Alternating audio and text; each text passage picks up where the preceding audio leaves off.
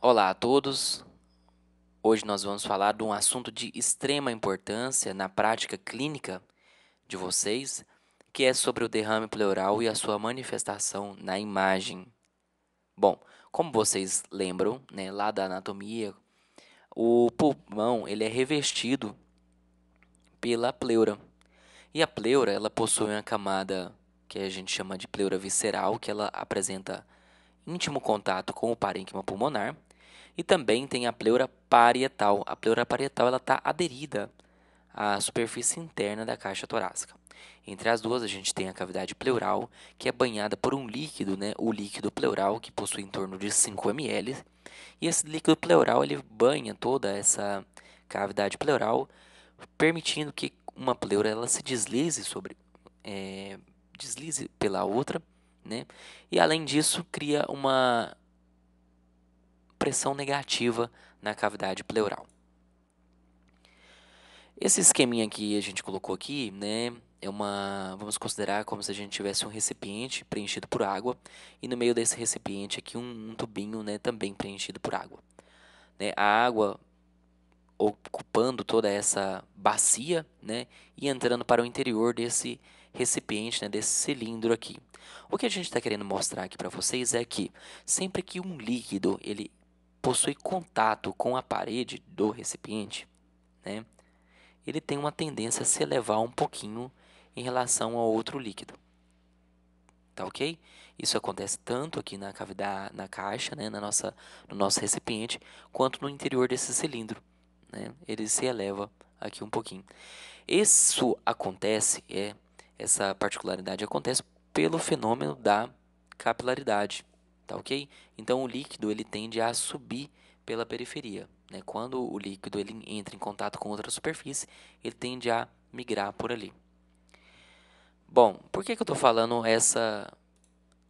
esse monte de coisa? Bom, porque é o que acontece no derrame pleural. Esse caso aqui é um caso clássico de derrame pleural. Observem que no hemitórax direito nós observamos uma opacidade, né, ocupando parte do hemitórax direito, promovendo indefinição do contorno do diafragma direito. Eu não consigo ver o contorno do hemidiafragma direito, né? Cadê o recesso, né, o seio costofrênico desse lado? Eu não consigo enxergar. E o líquido, ele, à medida que ele chega na periferia, ele tende a se elevar. Tá ok? Esse fenômeno do líquido do derrame pleural na periferia ele se elevar é chamado de sinal do menisco, sinal da parábola ou também de sinal de de Moivre, né? São três nomes aí que vocês podem encontrar na literatura. Tá ok, pessoal? Observem que essa opacidade é uma opacidade homogênea. Lembra lá quando eu falei da pneumonia? A pneumonia ela não é assim. A pneumonia ela é mais homogênea no centro e ela vai ficando mais heterogênea na periferia. Aqui não, no derrame pleural todo ele é homogêneo. Possui limites muito bem definidos, né, promovem definição das estruturas, gerando, né, o sinal da silhueta. Né, cadê o contorno do átrio direito aqui? Eu não consigo enxergar. Da mesma forma, eu não consigo falar onde está o hemidiafragma direito, né? Então, isso é o derrame pleural. Tá ok, pessoal? Aqui um outro exemplo de um derrame pleural mais volumoso, né? Ele ocupa já mais que a metade do hemitórax esquerdo. É uma opacidade, portanto, homogênea, toda ela homogênea, de limites muito bem definidos. Eu consigo falar que o derrame pleural, os limites dele é nessa região aqui que eu estou passando com a seta. E à medida que o derrame pleural ele entra em contato, né, com a parede torácica, ele faz essa elevação aqui, né, que é dada pelo princípio da capilaridade, mas também é dado pela pressão negativa que existe na cavidade pleural. Vocês lembram que eu falei que a cavidade pleural, ela normalmente ela tem uma pressãozinha negativa. Aqui em cima, nesse lugar que eu estou passando, a cavidade pleural, ela não está doente, né? Ela não está preenchida por nada. Ela tem uma certa pressão negativa que acaba por chupando, né, esse líquido para essa localização, formando aí o sinal de Demoiselle, ou o sinal do menisco, ou o sinal da parábola. Tá ok? Notem que normalmente, né, na periferia da radiografia de tórax, a gente consegue ver o recesso costo-diafragmático, né, que ele é angulado, um ângulo agudo, menor de 90 graus. Mas quando a gente tem um derrame pleural, ele preenche esse recesso, né? E o líquido começa a subir já pela periferia, tá ok? Então, esse sinal aqui é um derrame pleural pequeno, mas é um derrame pleural. Agora eu pergunto a vocês, é qualquer derrame pleural que eu consigo ver pela radiografia? Não. É preciso um volume de cerca de 150 a 200 ml de derrame pleural para formar imagem.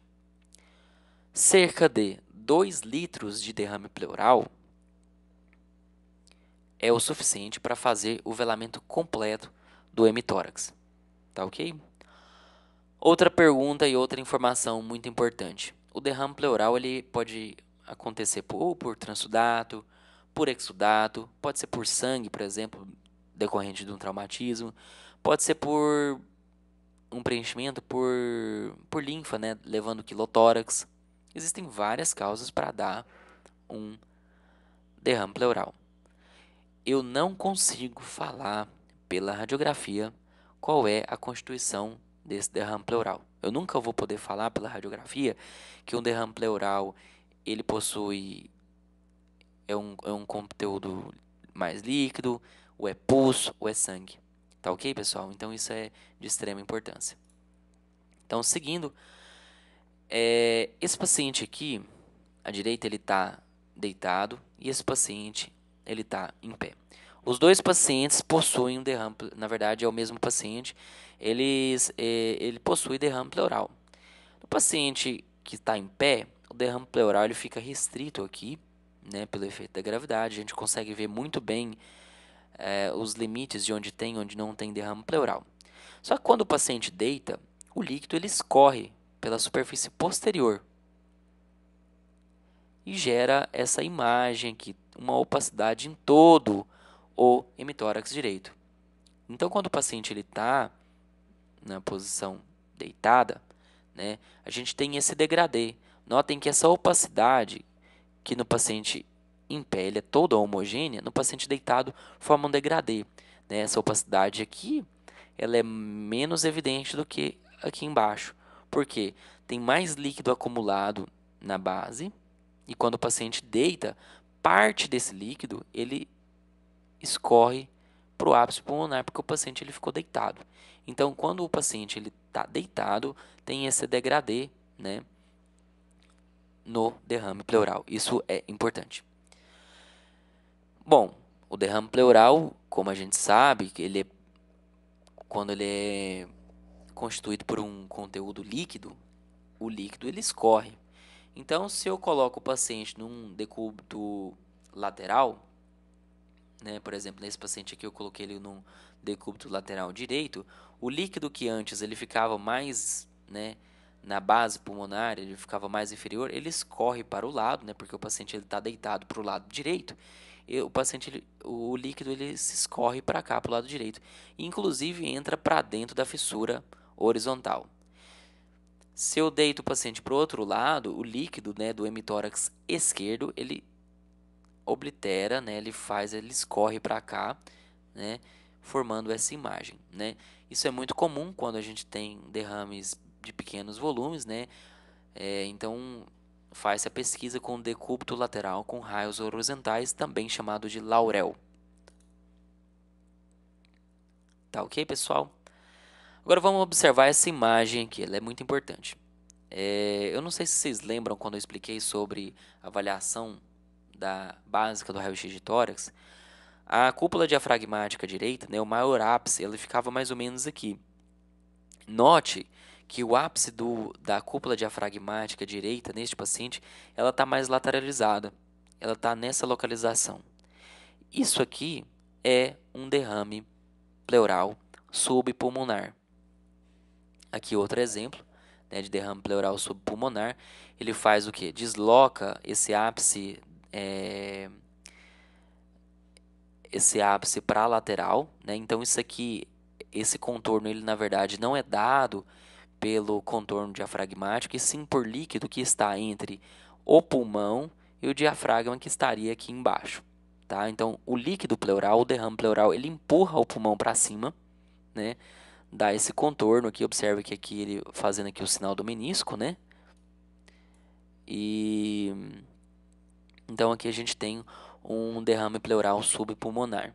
Observem que na radiografia em perfil, né, a gente tem essa opacidade aqui e tudo isso aqui, né? Isso aqui é um derrame pleural. Toda essa opacidade abaixo dessa linha que eu estou traçando aqui, isso aqui é derrame pleural, tá ok? Então sempre que você vê uma radiografia, aparentemente o contorno está normal do diafragma, mas o maior ápice, né, desse contorno inferior aqui, ele está deslocado para a lateral, isso aqui é um derrame pleural subpulmonar. Tá ok? Esse aqui é um caso clássico também de tumor que some com diurético. Tumor que some com diurético? Isso aqui é um caso de pseudotumor. O derrame pleural, ele está localizado, né, está contido na fissura horizontal. Vocês lembram lá da fissura horizontal, que ela separa o lobo pulmonar superior do lobo médio à direita? Bom, quando tem líquido acumulado só nessa topografia, acaba formando uma imagem, né, aparente, pseudonodular, né? Parece que é uma massa, mas na verdade isso aqui é um pseudotumor. Como é que eu vou saber que é um pseudotumor? Bom, ela está no lugar de uma fissura, né? Aqui passa a fissura horizontal e é uma imagem, né, de contornos muito bem definidos, né, contornos regulares e toda ela homogênea, né? Então que isso aqui é um pseudotumor, porque ela está numa localização típica e tem uma imagem bem característica de derrame pleural. Guardem bem essa imagem que ela eventualmente ela pode aparecer aí nas provas. Bom, eu mostrei mais as imagens na radiografia de tórax, que é o que vocês têm que sair, né, da faculdade sabendo muito bem, né, como médicos generalistas, e provavelmente é o que vai ser cobrado nas provas, né? Mas a gente também tem o derrame pleural na tomografia, né? É bem clássico, né? Toda essa imagem, né, aqui, ela é o derrame pleural. Essa aqui, então, é um corte axial de tomografia computadorizada de tórax, janela para mediastino, né? E a gente vai conseguir delimitar muito bem o derrame pleural aqui. Nessa janela para mediastino, o pulmão ele aparece muito preto, porque a janela, né, é a forma como foi configurado para aparecer a imagem. Sempre que tem derrame pleural, o derrame pleural ele empurra o pulmão, gerando uma atelectasia passiva ou compressiva, né? Que é isso aqui. A atelectasia, ela habitualmente ela impregna pelo contraste paramagnético, perdão, pelo contraste iodado. Então guardem essa informação. A atelectasia, né, passiva, que é gerada pelo derrame pleural, ela impregna pelo contraste. Por que eu estou falando isso? Porque às vezes nós temos uma consolidação, tá ok? Uma pneumonia que está gerando um derrame pleural e ela está em íntimo contato com o líquido pleural. E ao injetar o contraste iodado, aquela consolidação ela não impregna. Aqui no caso, né, está impregnando, tá ok? Então isso aqui é uma atelectasia. Outra forma também muito comum e muito importante de estudar o derrame pleural é através da ultrassonografia. O ultrassom não é um bom método para avaliar estruturas que têm ar, tá? Por exemplo, o ultrassom é péssimo para avaliar alça intestinal, é péssimo para avaliar o pulmão em si, o pulmão saudável. Mas em casos em que tem derrame pleural, né, a gente consegue ver muito bem pela ultrassonografia. O líquido no ultrassom, ele é preto, né? Então tudo isso aqui que eu estou mostrando para vocês, estou passando a seta aqui nessa localização, isso aqui é líquido, tá? O líquido no ultrassom é preto e a gente denomina isso de anecoico, tá ok? Essa estrutura triangularzinha aqui é o próprio pulmão atelectasiado. Então a gente tem um derrame pleural gerando uma atelectasia do pulmão. E pelo ultrassom, nós conseguimos, né, avaliar isso, conseguimos fazer uma medida indireta do volume, né, e é muito utilizado.